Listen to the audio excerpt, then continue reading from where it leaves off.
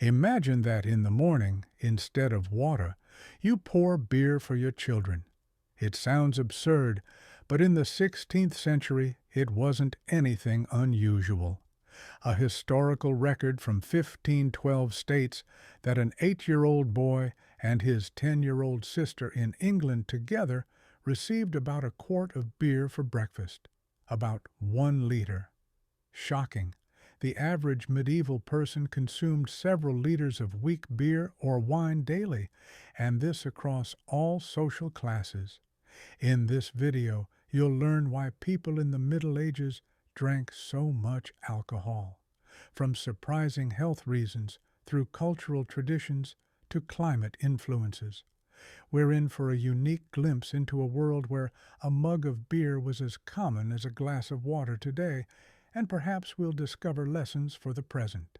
In a moment, we'll reveal the first reason: water quality, which wasn't always crystal clear. The most prosaic explanation for medieval thirst for alcohol begins with water. In medieval European cities, hygiene wasn't great. Waste often ended up in river streams, and wells could easily be contaminated by dead animals or garbage. According to period chronicles, for example, English King Henry I had to arrange in 1237 for clean spring water to be conducted from the village of Tyburn through wooden pipes to London for the poor to drink and the rich to cook with. In the overcrowded city, the existing wells and streams were drying up or stinking, and people had no choice but to import fresh water from far away. Water was available from rivers, but it was a lottery. When tadpoles and fish swam in the water, people considered it alive and suitable for drinking. Stagnant or muddy waters, however, rightfully aroused suspicion because they could spread dysentery or other diseases. In contrast, boiled beverages, beer or mulled wine, represented certainty. Medieval people had already empirically observed that boiling water during beer brewing disinfects it, and the resulting drink is safe for health. For example, Abbess Hildegard of Bingen in the 12th century advised that in the morning it's better to reach for wine or beer instead of water, which weakens a person less, while beer strengthens the body and gives the face a beautiful color. However much today's medicine takes such considerations with reservation, in medieval times such opinions contributed to distrust of clean water. Drinking an alcoholic beverage was simply safer. Whether it was about preventing diarrhea or the simple feeling of certainty that after a mug of beer you wouldn't feel ill. But fear of poor water quality wasn't the only reason why medieval people preferred to reach for a mug of beer or glass of wine. In a moment, we'll learn what role alcohol played as liquid bread, a source of calories and nutrients in times of hard physical labor. The Middle Ages wasn't a calorically indulgent period. For ordinary people, food was simple and hearty meals were rare. Beer, however, served as liquid bread that filled you up and provided extra energy. Weak, thin beer contained carbohydrates from grain malt, a little alcohol, and yeast full of B vitamins. It was literally a nutritious cocktail. It's estimated that from about 6 liters of such beer, a peasant could obtain around 3,000 calories, roughly the entire daily caloric intake of a hard-working person. No wonder that in many regions it was common to drink beer throughout the day. In the morning, for breakfast, lighter buttermilk beer. During the day, stronger doses while working. Beer could fill the stomach, quench thirst and fatigue, and at the same time provide the body with necessary fluids in a form that was safe. No less important factor was the medieval diet itself. Dishes were often heavily salted and smoked. This was necessary to preserve meat and other foods without refrigeration. Salt, however, causes thirst, so after a salty dinner, you needed to drink a lot. Medieval inhabitants thus had naturally greater thirst, also thanks to the salty diet, and beer or wine were ideal companions to every meal. When you imagine a peasant who after a day in the field has a bowl of salty smoked soup, you can almost see him reaching for a mug. Alcoholic beverages also contained minerals and could be stored unlike water. A barrel of beer lasted weeks, a jug of wine months. For medieval people, therefore, drinking weak alcohol wasn't a vice, but a rational part of the diet and a way to supplement nutrients and fluids. The nutritional value of alcohol explains why it was indispensable for medieval people as daily fuel. But people didn't drink just from hunger or thirst. Tradition and social custom also played their role. In the next part, we'll delve into the cultural aspects of drinking and see that no proper medieval story could do without a mug. For medieval inhabitants, drinking alcohol was simply part of life, a social custom that began from childhood. From today's perspective, it sounds incredible, but as sources document, even children drank weak beer then. Anglo-Saxon texts recorded that children received lightened versions of beer, and a good host was recognized by the fact that his guests left with beer breath. In practice, this meant that visitors received so much beer that they left contentedly tipsy, full of impressions. In noble residences, it was customary to serve beer or wine already at breakfast. As we mentioned, even with well-bred aristocratic children, a mug of beer wasn't missing in the morning. Ordinary peasants would sip beer while working in the field and have it with their snack instead of today's soft drinks. Various traditions and rituals were tied to drinking. Toasts to health or in honor of a guest were a common part of feasts. At weddings, a cup of mead was passed around. At church festivals, beer flowed in streams, and at castle celebrations, jugs of wine followed one after another. It wasn't just about consumption, it was a social act. Sharing a drink from one cup meant strengthening friendship or alliance. In Norse sagas, feasts in mead halls are described where warriors passed around horns full of mead and celebrated their heroic deeds. Similarly, in Czech chronicles, we find mentions of taverns and inns where people gathered to discuss news over a mug of foamy brew. The tavern was the center of social life, a place where people sang, told stories, and strengthened community bonds. Drinking alcohol thus had an important social function. It brought people together, relaxed the atmosphere, and brought moments of joy in often difficult life.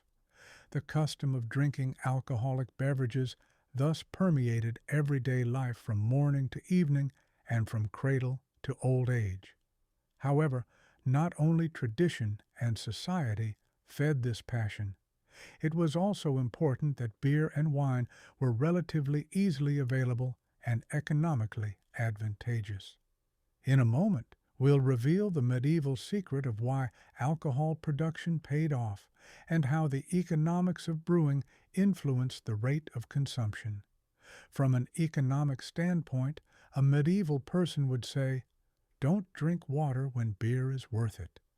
Beer or wine production was in many respects cheaper and more practical than ensuring clean water. Almost every peasant could grow grain for beer, and in many households, beer was brewed at home.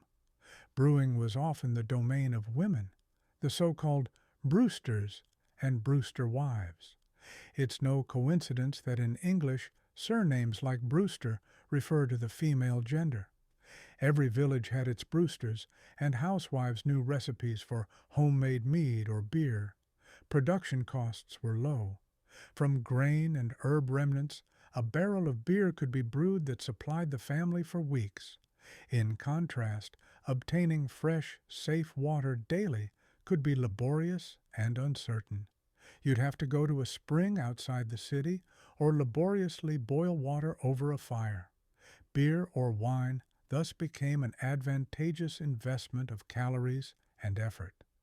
What wasn't drunk immediately could be stored or exchanged with neighbors. Trade and commerce also played a role. Merchants transported wine from Mediterranean vineyards to northern Europe, where the nobility yearned for it.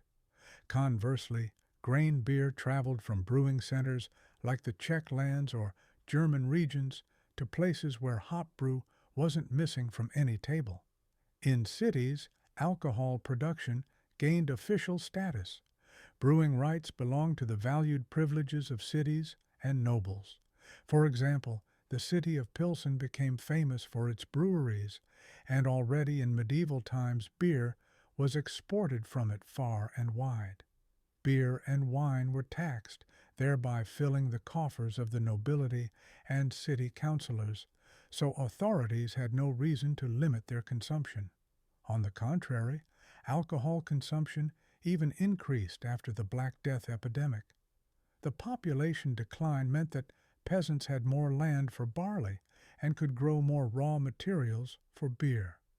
Records from England at the end of the 14th century show that many employers began paying workers part of their wages in beer.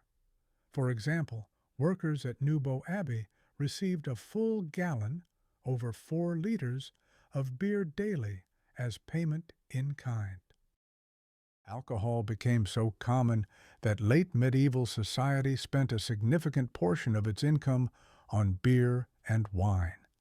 It's remarkable that breweries with the capacity of small factories already existed then. Archaeological finds in monasteries revealed brewhouses with volumes over 100 barrels, where monks brewed beer on a large scale not only for themselves, but also for pilgrims and the poor. Monastic beers had an excellent reputation, and technological innovations, such as using hops as preservatives, spread precisely through monks. Alcohol production was thus an important part of the medieval economy. It provided livelihood for many people, brewers, winemakers, innkeepers, and at the same time ensured that land and harvest wouldn't go to waste. Surplus grain or grapes were simply transformed into a durable beverage. Economic logic thus suggests that medieval society had many practical reasons to drink alcohol daily. But the complete picture also includes the spiritual and symbolic level. In a moment, we'll look into monasteries and churches to discover how religion and faith influenced the fondness for beer and wine. The religious customs of medieval Europe were closely intertwined with alcohol consumption. Christianity itself gave wine a privileged position. After all, during Mass, wine transforms into the blood of the Lord. Every church, therefore, needed communion wine, which meant that even in northern regions, vineyards were established or wine was imported from southern lands. Monasteries played a key role. Monks were excellent winemakers and brewers. For example, Cistercians in France enhanced viticulture. The still famous Burgundy vineyards were created under their leadership, and Benedictines in Germany and Bohemia drank and brewed beer until it became part of their official monastic rules. The rule of Saint Benedict did set that monks should have enough hemina of wine per day, about 0.27 liters. However, practice was much more generous. English monasteries in the High Middle Ages gave monks a daily gallon of beer, nearly 4 liters, and additionally another gallon of weaker fermented beer. At Battle Abbey in Sussex, monks even had the right to a gallon of wine daily, and even more if they were ill. Monks believed that beer and wine were God's gifts that could be used with gratitude. After all, church representatives throughout the long centuries didn't fight against alcohol as such, but against drunkenness. Moderate drinking was perceived as part of a good life. St. Thomas Aquinas called wine a gift from God that gladdens the heart if consumed temperately. Alcohol also had medicinal use. It was the basis of many contemporary medicines and elixirs. Monastic recipe books contain beers brewed with herbs for various ailments, and it was in the Middle Ages that the first liqueurs were born. Initially, Benedictine or chartreuse liqueur, originally produced by monks as medicine. Legends aren't lacking either. According to one, Bishop Arnold in the 7th century saved his believers from an epidemic by urging them to drink beer instead of water. And indeed, those who obeyed survived the plague unaffected because they avoided contaminated water. Such stories only strengthened the impression that beer was liquid blessing. During church holidays, church ales were organized in folk environments, festivals where beer was sold to support the parish. On the other hand, the church also warned gluttony was a sin of excess. Preachers often scolded popular inclination toward alcohol. For example, Bishop Wulfstan, as early as 1014, thundered that overeating and drinking weakens English morals and may be to blame for their bad fate. Despite these sermons, however, monasteries themselves often belonged to the largest alcohol producers, and drinking beer was a way for monks to observe even strict fasts. Beer didn't count as breaking the fast and helped them bridge hunger. It was called liquid fasting. Religion thus provided alcohol with both sanctification, literally and figuratively, and boundaries of moderation. Under faith's protective wings, drinking culture could develop further. But as we've already indicated, drinking also had its secular symbols and meanings.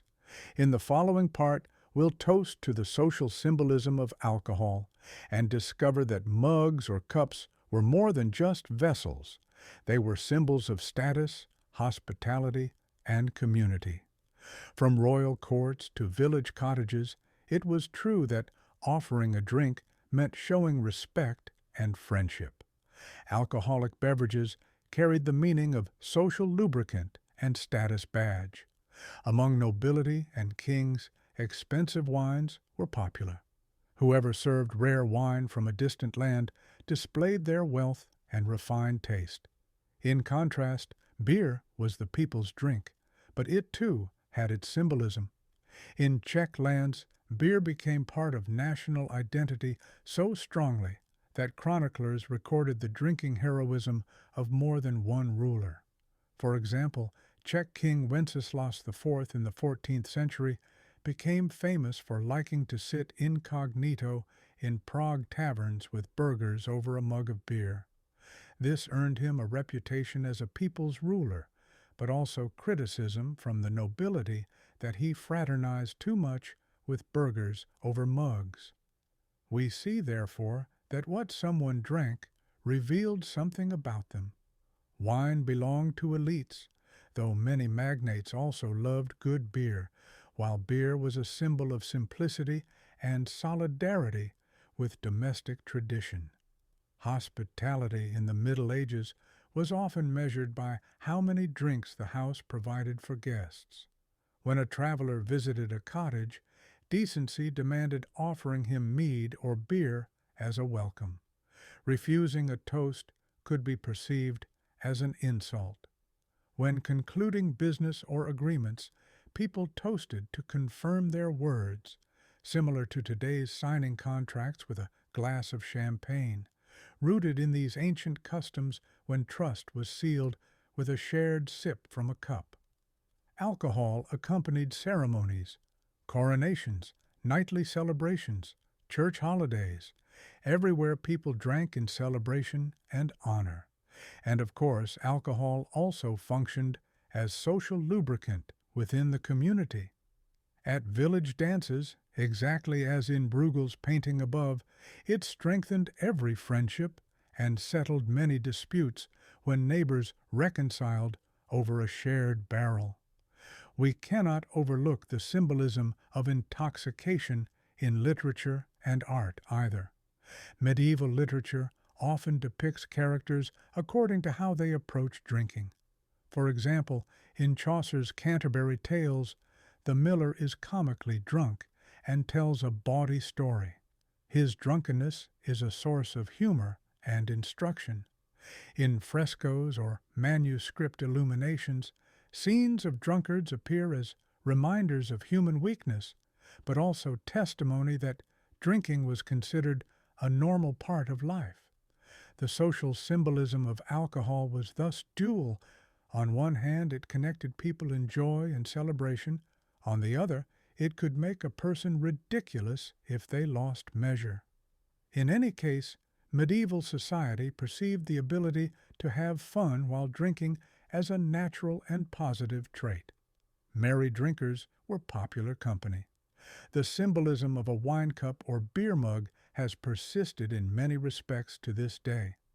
But before we get ahead of ourselves, let's stop at the last piece of the puzzle: climatic factors.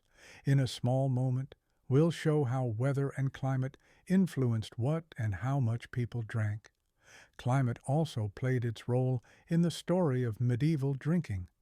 In the Middle Ages came a period known as the medieval warm period, roughly 10th to 13th centuries, when temperatures in Europe rose slightly. Thanks to this, grapevines could be grown further north than usual. In England, the famous Domesday Book recorded as early as 1086 the existence of at least 42 vineyards, suggesting that under medieval climate, Britain enjoyed its own wine. In the centuries after, however, the climate cooled. The approaching Little Ice Age began, and many northern vineyards disappeared. The result was that in colder European regions, beer became even more domesticated. Where grapes didn't ripen, barley and rye served. Geography and climate thus divided Europe into beer regions and wine regions. While the Mediterranean from Spain to Italy remained wine country thanks to warmth and sun, the north from France through Germany to Scandinavia became the land of beer and mead, where grain and honey were more accessible than grapevines. For example, in Scandinavia, long winters and short summers didn't favor wine, but local brewers made strong beers and people drank mead from forest honey.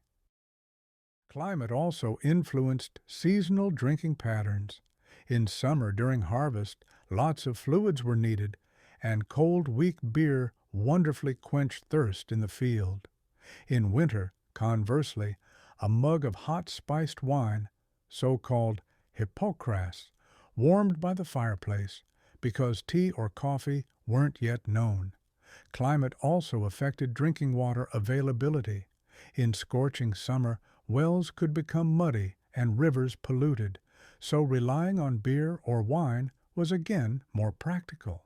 In harsh winters, surface water sources froze, but whoever had a cellar full of barrels didn't suffer want. Medieval people learned to use fermented beverages as a reliable fluid storage throughout the year, whether the sun blazed or blizzards raged. When leaves fell from vines and harvest was gathered, fermentation vats were already bubbling in cellars, and everyone looked forward to new young wine or autumn beer batch. It could be said that nature itself seemed to advise, make what you can from the fruit, wine, beer, mead, because tomorrow you might not have that harvest. And people obeyed and drank. As we see, the interplay of many factors, from water quality through calories to climate, contributed to medieval people drinking truly blessed amounts of alcohol. What can we take from this today? Today, we don't even think about clean tap water, and we have beer or wine rather for taste than necessity. Nevertheless, echoes of the Middle Ages still survive in our customs. We toast to health, celebrate baptisms or weddings with toasts, and Czech pubs full of conversation continue the tradition of medieval taverns. The story of medieval drinking reminds us that an ordinary glass of beer could once mean survival and comfort in harsh conditions. It's fascinating to realize that While today we rather solve alcohol excess as a problem, our ancestors often perceived it as a solution, whether health, nutritional, or social. Perhaps when you next sip your favorite drink, you'll remember medieval brothers and sisters who, with their mugs, literally drank to better tomorrows. If you like this glimpse into the past, don't forget to like and share the video with your friends so they too can learn how it was back then with that eternally thirsty Middle Ages. Cheers.